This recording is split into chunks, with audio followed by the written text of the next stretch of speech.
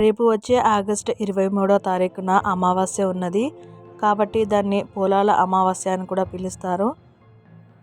ఆ రోజు శనివారం అమావాస్య కలిసి రావడం వల్ల కష్టాల్లో ఉన్నవాళ్ళు మరియు జాతకంలో ఎలాంటి శని దోషాలు ఉన్నవాళ్ళైనా సరే మేషరాశి, మీనరాశి, కుంభరాశి, అలాగే మిథున రాశి వాళ్ళకి, అలాగే ధనుసు రాశి మరియు సింహరాశి వాళ్ళకి శని దశ నడుస్తుంది కాబట్టి ఆ రోజున చేయవలసిన ఈ చిన్న పరిహారం ఏంటో చూద్దాము.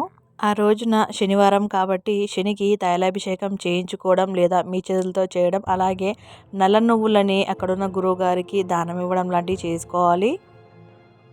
దీనివల్ల మన జాతకంలో ఎలాంటి శని బాధలైనా తగ్గుముఖం పడతాయి. అలాగే ఈ అమావాస్య నాడు అమ్మవారిని గవ్వలతో పూజించి ఆవు పాలు నివేదన చేసుకొని సాయంకాలం పూజించుకుంటే జాతకంలో ఉన్న సంతాన సమస్యలు తొలగిపోతాయి. ఈ చిన్న పరిహారం మీకు చాలా ఉపయోగపడిందని అనుకుంటున్నాను. ధన్యవాదాలు.